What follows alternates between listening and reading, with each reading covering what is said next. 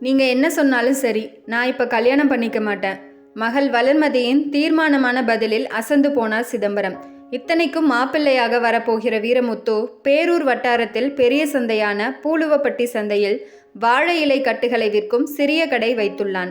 வீட்டில் ஒரே பிள்ளை, அம்மா மட்டும்தான். வேறு எந்த பிக்கல் பிடுங்கலும் இல்லாத ஓரளவு வசதியான இடம்தான். பெண் பார்க்கவென்று வந்தபோதே, பெண்ணை எனக்கு ரொம்ப பிடிச்சிருக்கு மாமா, வளர்கிட்டையும் சம்மதமானு கேட்டு சொல்லுங்க என்றவன், கல்யாண ஏற்பாடெல்லாம் தடபுடலா ஒன்றும் வேண்டாம், என்ன முடியுமோ அதை செய்யுங்க போதும் என்று கூட சொல்லிவிட்டான். அவனது தாயும் கூட வந்த உறவினர்களும் அதனையே ஆமோதித்துவிட்டு சென்றனர். சிதம்பரத்தின் மனைவி கோமதிக்கும் இந்த சம்பந்தத்தில் மிகுந்த மகிழ்ச்சி. இவ்வளவு தோதான இடம் இன்னொன்று அமையவா போகிறது? இந்த பெண் ஏன் அதை புரிந்து கொள்ள மாட்டேன் என்கிறாள் என்று வளர்மதி மீது மிகுந்த கோபமும் வந்தது சிதம்பரத்திற்கு. ஒருவேளை காதல் கீதல் என்று ஏதாவது?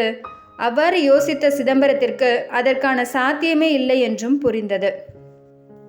10வது வரை மட்டுமே படிக்க சென்று வந்தவளை கல்லூரியில் சேர்க்க வசதியில்லை என்று படிப்பை நிறுத்திவிட்டவர்தான். மற்றபடி இந்த 4 வருடங்களில் கோவிலுக்கும் தாங்கள் அழைத்து போகும் இடங்களுக்கும் தவிர அவள் வெளியே தனியே எங்கும் செல்வதில்லை. தன்னுடன் தோட்டத்திற்கு வருவாள்.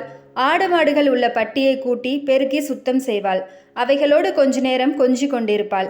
அவர்களுக்கு இருக்கும் ஒரே சொத்தான 1/2 ஏக்கர் நிலத்தில் வைக்கப்பட்டிருந்த தக்காளி செடிகளுக்கு தண்ணீர் விடுவாள். பின்னர் அங்கிருந்த 5 மாமரங்களை சுற்றி வருவதும், மாங்காய் மாம்பழம் என்று பறித்து தின்பதும், அதன் நிழலில் அமர்ந்து சில நேரம் புத்தகங்கள் படிப்பதையும் தவிர வேறு வித்தியாசமான நடவடிக்கைகள் எதையுமே கண்டதில்லை. பின் ஏன் இவள் பிடிவாதம் பிடிக்கிறாள்? விவசாயம் செய்கிறேன் என்று நிறைய கடன்கள் உள்ள அப்பனிடம் போதுமான அளவு பணங்காசு வசதி இல்லை. இப்போது எதற்கு கல்யாணம் என்று யோசிக்கிறாளோ? தடபுடல் இல்லாத கல்யாண ஏற்பாடு என்றாலும் குறைந்தது 50,000 வேண்டும். தாலி, மாலை, புழங்குவதற்கு கொஞ்சம் பாத்திர பண்டங்கள், புதிய பாய் தலையணை, பொண்ணு மாப்பிள்ளைக்கு கொஞ்சம் துணிமணி, இதுக்கு 50,000 தாராளம். அந்த பணத்திற்கும் தோட்டத்திலுள்ள மாமரங்களையும் 3 ஜோடி ஆடுகளையும் 2 கறவைகளையும் விலை பேச வியாபாரியிடமும் சொல்லி ஆயிற்று. அப்புறம் என்ன? கல்யாணத்துக்கு சம்மதிக்க இவளுக்கு கசக்குது. சிதம்பரத்தின் மனம் கேள்விகளுக்கு பதில் தெரியாமல் விழிக்கலாயிற்று. என்னவா இருக்கும்? அலைப்பாய்கிற மனதுடன் இப்போதும் வளர்மதியை பார்த்து கொண்டிருந்தார் சிதம்பரம். தகப்பனை பொருட்படுத்தாத வளர்மதி தன் பாட்டுக்கு பட்டியை சுத்தம் செய்து கொண்டு இருந்தாள். சாணியை வலித்து உரக்குழியில் கொண்டு போய் போட்டுவிட்டு, ஆடுகளுக்கு புல்லும் தழைகளையும் கட்டி தொங்க விட்டுவிட்டு மாடுகளை குளிப்பாட்ட துவங்கிவிட்டாள். அவள் செய்யும் வேலைகள் எல்லாவற்றிலும் ஒரு ஒழுங்கும் சுத்தமும் இருக்கும். அந்த விஷயத்தில் மகளை நினைத்து எப்போதும் அவருக்கு பெருமையாகத்தான் இருந்தது. இடுப்பிலிருந்த வெற்றிலை சீவலை எடுத்து வாயில் அதக்கியபடியே வளர்மதியை நோட்டமிட்டவருக்கு, ஒருவேளை உடல் ரீதியாய் அவளுக்கு எதுவும் பிரச்சனை கோளாறு இருக்குமோ?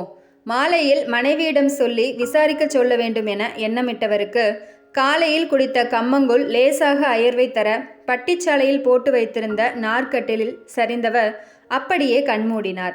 இரவு படுக்கையறைக்கு வந்து தரையில் பாயை விரித்து கொண்டிருந்த கோமதியிடம் அதற்காகவே காத்திருந்த சிதம்பரம், நம்ம வளருக்கு உடம்புல எதுவும் பிரச்சனையா? ஏன் கல்யாணம் வேண்டான்னு பிடிவாதம் பிடிக்கிறா? உன்கிட்ட எதுவும் சொல்லியிருக்காளா?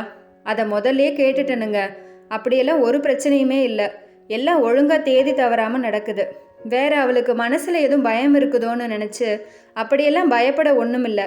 இது சாதாரணமான விஷயந்தானோ தைரியம் கூட சொல்லியிருக்கணுங்க.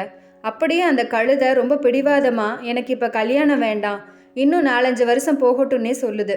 இதுக்கு மேலே அவகிட்ட என்ன சொல்கிறதுன்னு எனக்கும் தெரியலைங்க. சின்ன பிள்ளையா 2 அடி போட்டு மிரட்டி வைக்க. நாளான்னைக்கு புதன்கிழமை மாப்பிள்ளை வீட்டுக்காரங்க நிச்சயம் பண்ணிக்க வாரோன்னு வேற சொல்லியிருக்காங்க. இவ அதுக்குள்ளே மனசை மாற்றிக்கிட்டா பரவாயில்லைன்னு தான் இருக்குது எனக்கும். நம்மட தலையில் என்ன எழுதி வச்சிருக்கோ ஆருக்கு தெரியும்? கோமதியின் பெருமூச்சில் வெக்கையும் துயரமும் வெளிப்பட்டது. ஏதாவது சொன்னா தானே இன்ன பிரச்சனைன்னு இப்படி தீர்த்துக்கலான்னு சொல்ல முடியும். ஒரு இழவையும் சொல்லாட்டி மனுஷன் என்ன பண்ண முடியும்? கோபமும் மிகுந்த மனச்சோர்வும் சிதம்பரத்தை ஆட்டி வைக்க அப்படியே உறங்கி போனார் சிதம்பரம். புதன்கிழமை காலை நல்ல நேரத்தில் நிச்சய தாம்பூலம் நல்லபடியாக முடிந்தது. கை நனைக்கும் விருந்தின் போதும் வளர்மதியின் முகம் உம்மென்று இருந்ததை கவனிக்க தவறவில்லை வீரமுத்து. அவன் மனதுக்குள் ஏதோ நெருடியது. அவளுக்கு இந்த கல்யாணத்தில் இஷ்டமில்லையோ? மாமாவிடம் அவளது விருப்பத்தை கேட்க சொல்லியிருந்தேனே, அவர் ஒன்றும் வித்தியாசமாக சொல்லவில்லையே. அவளிடமே நேரடியாக கேட்டு விடலாமா? அதான் சரி. எண்ணமிட்டவன் தக்க சமயம் பார்த்திருந்தான். பொதுவான விஷயங்கள் குறித்து உறவினர்கள் சுவாரஸ்யமாக பேசிக் கொண்டிருந்தனர். இதுதான் சரியான நேரம். வீரமுத்து சிதம்பரத்திடம் சென்று, வளர்மதி கிட்ட 2 வார்த்தை பேசணும் மாமா. சிதம்பரம் திடுக்கிட்டார். தனியா பேச விட்டா இவ பாட்டுக்கு கல்யாணத்துல எனக்கு இஷ்டம் இல்லைன்னு உளறி கொட்டுனா என்ன பண்றது? அவ விவரமில்லாம சொல்றத நம்பி மாப்பிள்ளையும் முடிவை மாத்திக்கிட்டா நல்ல சம்பந்தம் கையை விட்டு போயிருமே. அப்படி பொண்ணுகிட்ட பேசுறது நம்மள வழக்கம் இல்லைங்களே. அவருடைய குரல் மிக பலவீனமாக வெளிப்பட்டது. அவருக்கே தெரிந்தது. மேலும் மாப்பிள்ளை தவறாக எதுவும் எண்ணிவிடக்கூடாதே என்ற பயமும் இருந்தது. ஆனால் வீரமுத்து அப்படியெல்லாம் எதையும் கருத்தில் கொள்ளவில்லை.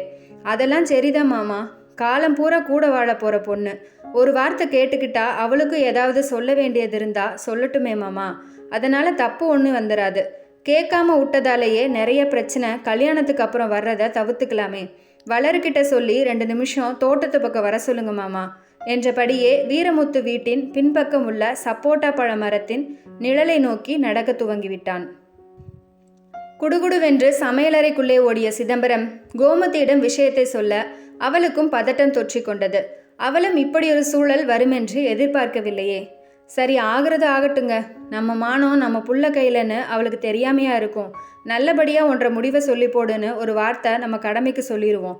அப்புறம் நம்ம விதிப்படி நடக்கட்டும் வாங்க.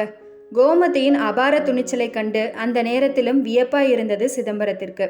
ஆழ்ந்த யோசனையுடன் தோட்டத்து ஜன்னல் வழியாக பார்த்து கொண்டிருந்த வளர்மதியிடம் வீரமுத்துவின் விருப்பத்தை சொல்லவும் அவர்களுக்கு சற்று பயமாகத்தான் இருந்தது. இவள் பாட்டுக்கு சூழல் தெரியாமல் கத்துவாளோ, தனது எண்ணத்தை விட்டு கொடுக்காமல் பிடிவாதம் பிடிப்பாளோ?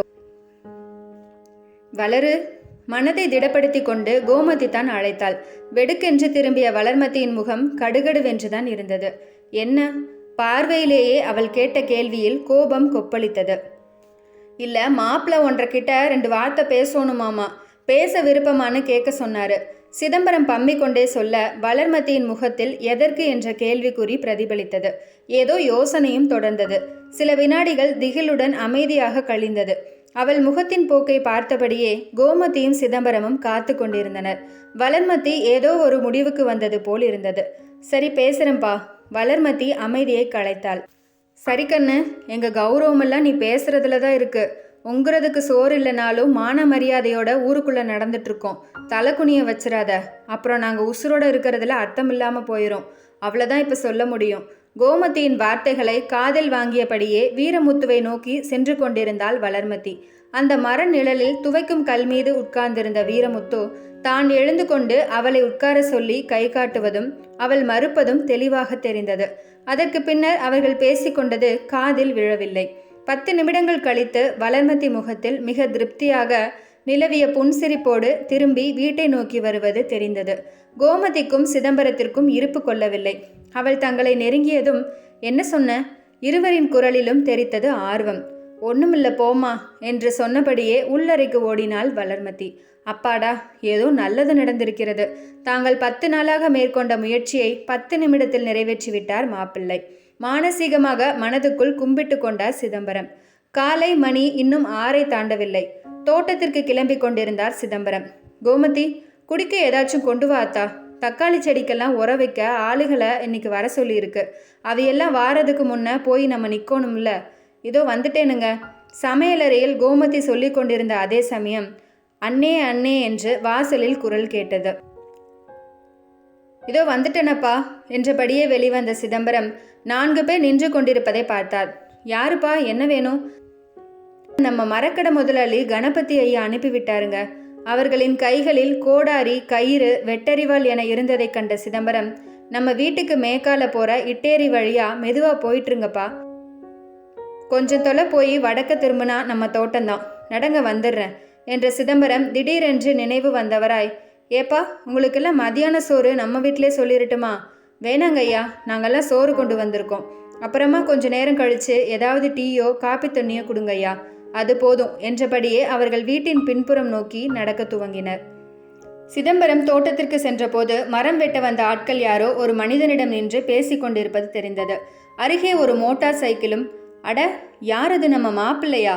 இவர் இங்கே என்ன பண்றார்? சிதம்பரத்தை கண்டவுடன் ஆட்கள் முந்தி கொண்டு சொன்னார்கள். மரங்களை வெட்ட வேணான்னு இவர் சொல்றாருங்க. அவர்களின் குரலை தொடர்ந்து திரும்பிய வீரமுத்து, வாங்க மாமா, கல்யாண செலவுக்குன்னு தானே மரங்களை வெட்டி விற்கணும்னு நினைச்சிங்க. அது வேணாம். அது இல்லாமல் அந்த வேலியோரம் இருக்கிற 4 பனைமரம், ஆடு மாடு, கோழியும் கூட இப்போ இருக்கிற மாதிரியே அப்படியே எனக்கான கல்யாண சீராக இருக்கட்டும் மாமா. இது என்னோட ஆசை மட்டும் இல்லை, வளர்மத்தியும் நிச்சயத்தன்னைக்கு இதான் சொல்லுச்சு. என்னோட வருங்கால பொண்டாட்டியோட வார்த்தையை நான் மீற முடியுமா மாமா? அதான் வெட்டுறதை நிறுத்த சொல்லிட்டேன். நீங்கள் கல்யாண செலவு பற்றிலாம் கவலைப்படாதீங்க, எல்லாம் நான் பார்த்துக்கிறேன். புன்சிரிப்போடு சொன்ன வீரமுத்துவின் வார்த்தைகளில் இருந்த குளுமையை அள்ளி கொண்டு வந்த மாமரங்களின் காற்று சிதம்பரத்தை சில்லிடச் செய்து கொண்டிருந்தது.